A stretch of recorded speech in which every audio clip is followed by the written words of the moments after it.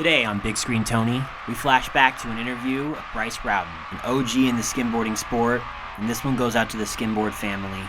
We love you all, and sorry for your loss. Run faster, skim harder.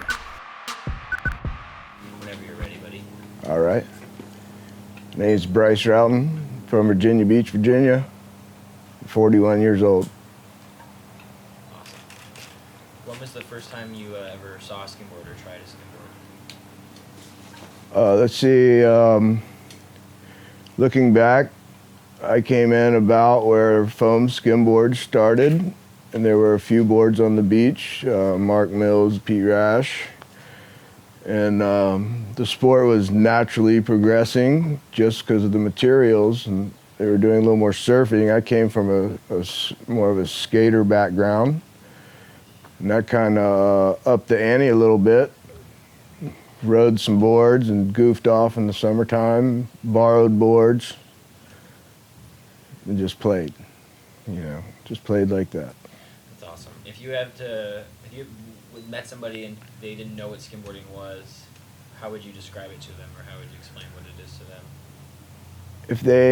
them? I've never met anybody that didn't know what skimboarding was, but of course they always have the idea of the traditional running across the beach. And I explained to them the same way as the materials got better and just the natural progression of it. We started getting out further, some surfing and some skating, and now it's not such a separatist idea, it's all integrated. And everybody skates, surfs, and you just kind of do what you want to do. It's all the same stuff. It's just a little bit different flavor, that's all. I really like how you said that.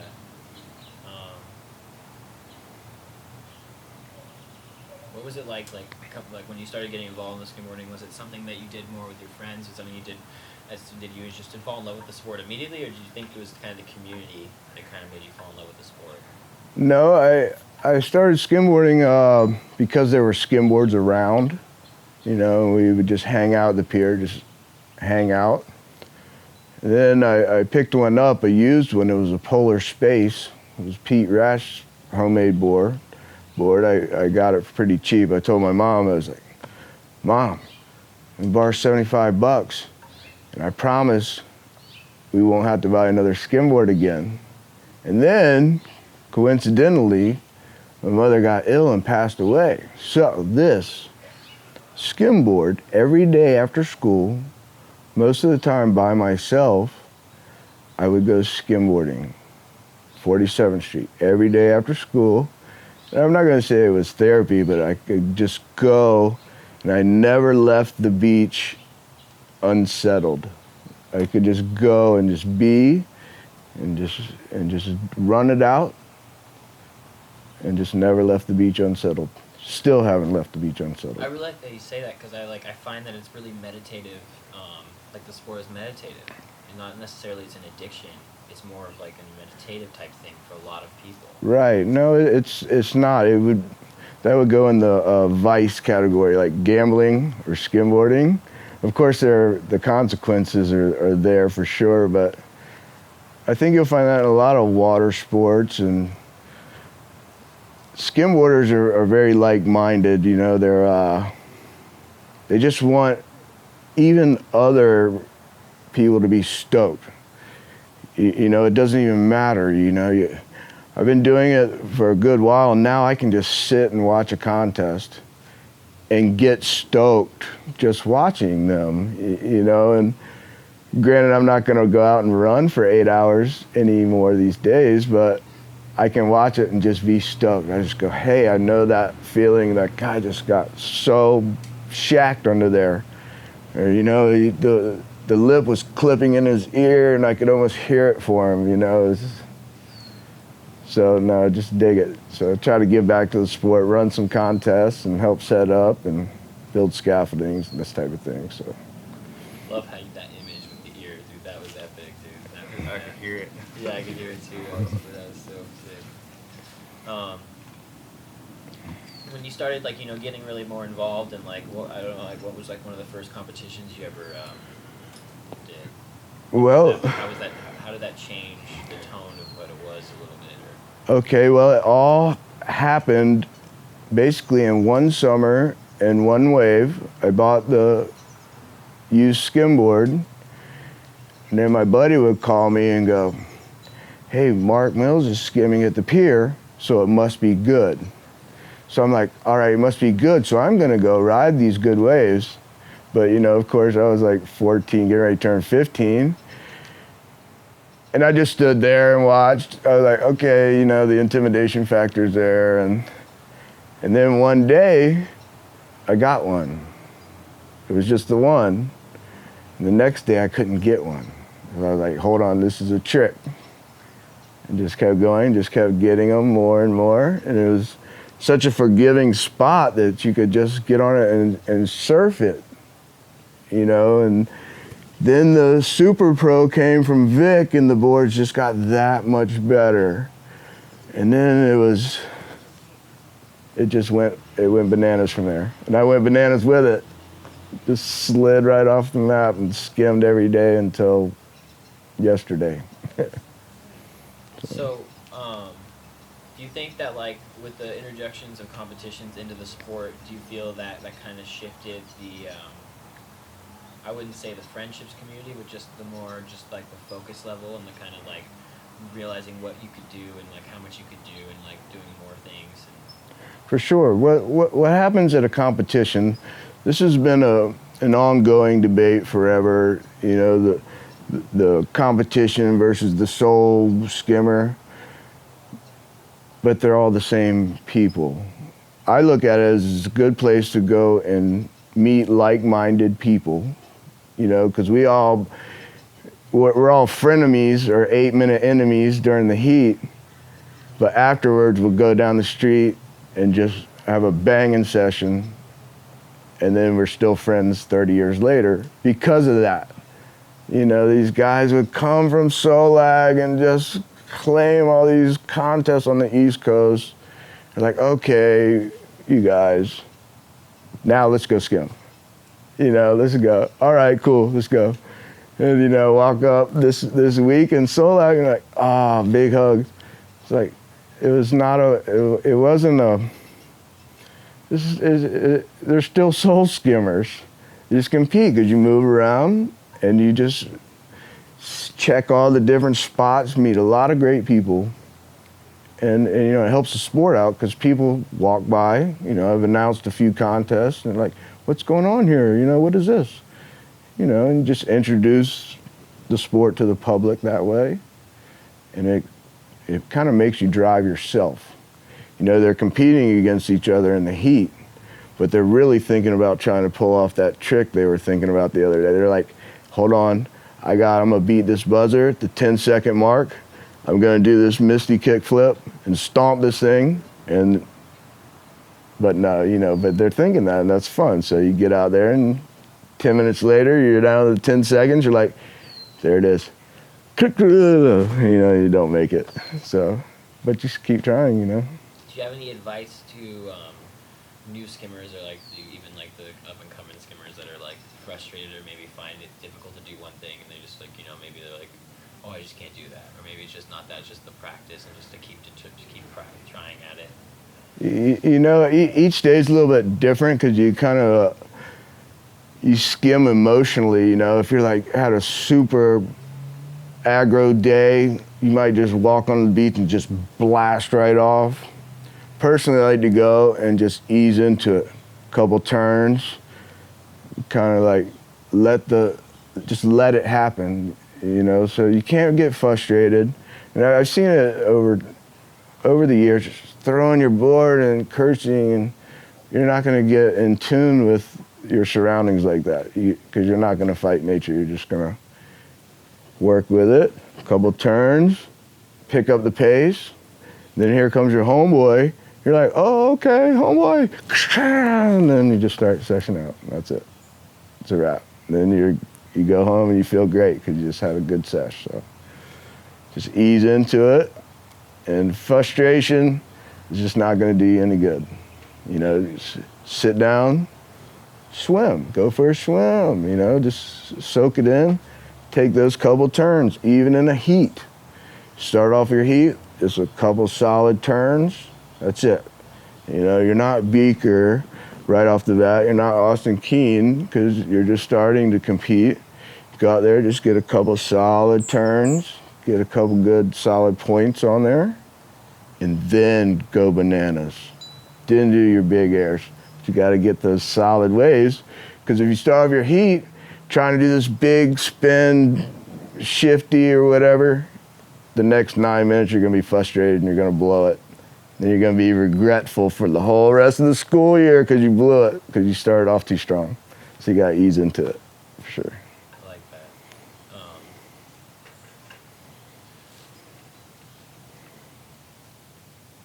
How is it to see the evolution of the boards and to see the evolution of like the competitions and to see the new riders and to see all this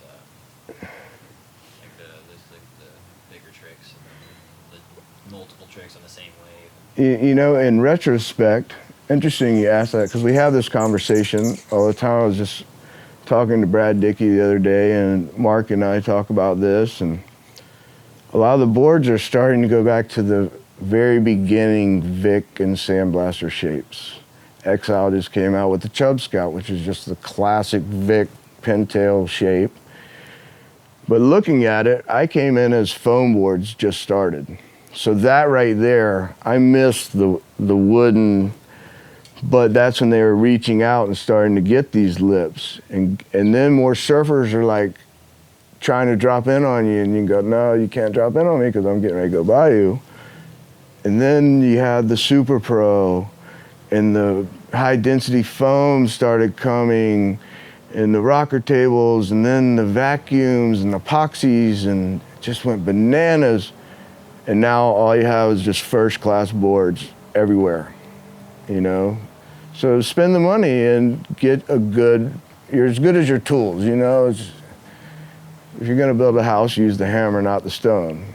Spend that extra $50, do whatever you have to do, and just buy a good board, you know?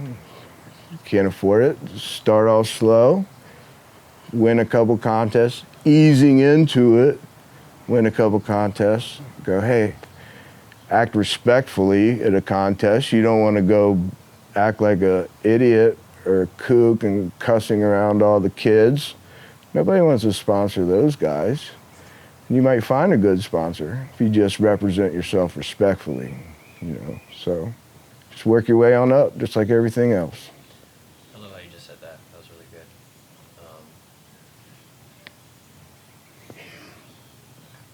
How is it to see, like, you know, like all these kids and all these younger riders like coming out of your guys', like they're really coming right out of your guys' generation. They're playing off of what you guys did, and seeing like guys like Austin Keene and Sansonet, and like, yeah, I don't know if you've seen Brad Dom Keene, Skim. Oh, for sure, yeah. I've seen Brad Skim since he was a little guy. Yeah, he's coming from that area. So like, sure. Like, how is it to see Brad, you know, charging 30-foot waves?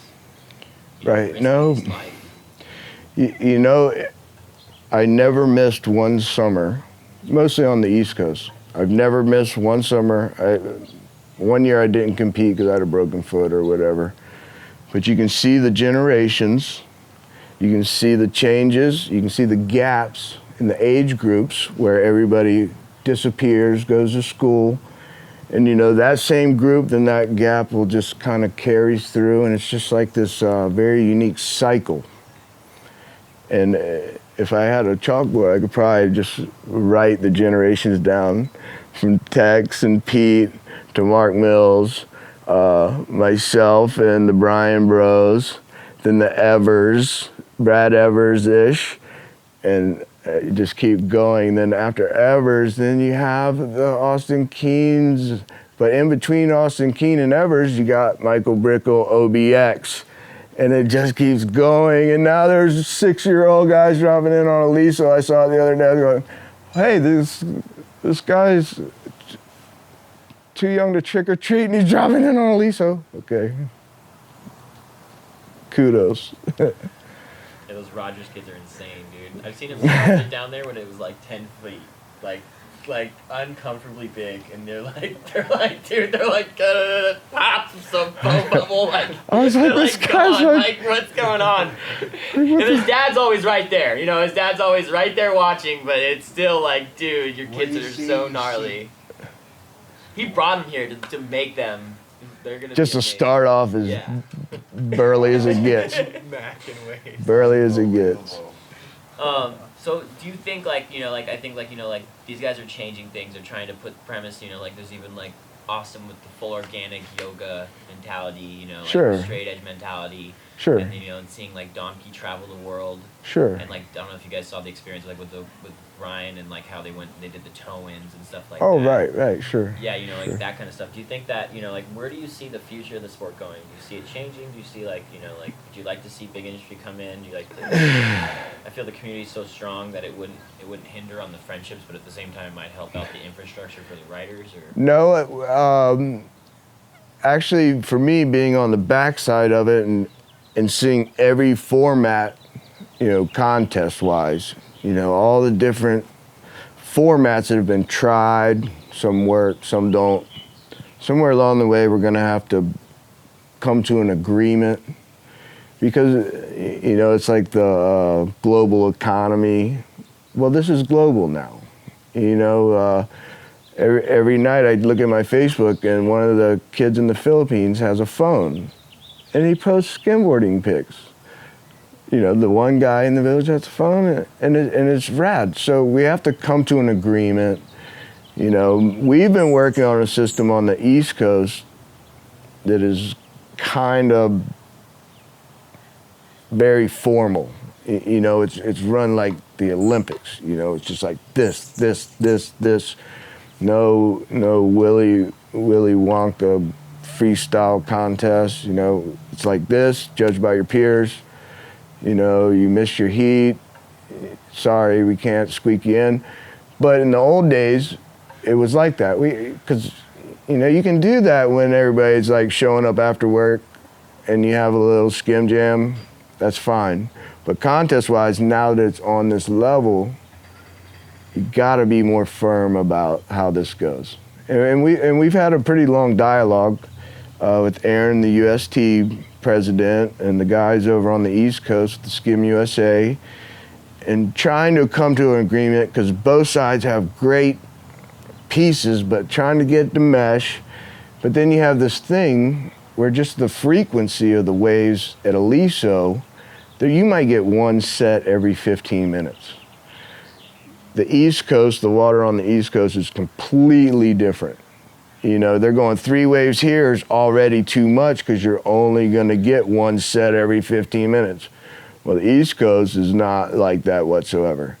So somebody has to give. So, it's just have to get married in there somewhere. Couldn't agree with you more. Like the good like computer system of Skim USA and like and stuff like that. So like everything mixing with the tour. Yeah, well, everybody travels around so much, and now a lot of the companies are starting to have the financial backing and the guys to get them places. Let's go ahead and send Donkey to mainland Mexico, and hey, why not just yank them into a couple 30-footers? Hey, it's Donkey. So you go ahead and do that, but just put it on the TV so I can watch it before I go to work, or take a break at work and watch Donkey get barreled. Brr. Okay, I feel better, I'm at work, but I just watched him on the thing. So it's growing, man. It's just like everything is evolving. If you can't keep up with it, then it's not going to do any good to fight it. You kind of grab the bits and pieces of all the different philosophies, say democracy of philosophies, put it together and use it till it's no good. And then you take it apart, reconfigure, and you have to evolve like that. That's just the nature of it, so. This has been really good. Thank you. Is there anything you can think of that I skipped over? No, covered a lot. Yeah. If you want to go ahead and introduce yourself one more time, and if there's anything you'd like to add, also. No, I just introduced myself. Yeah. Hi, my name is Brice from Virginia, 41 years old.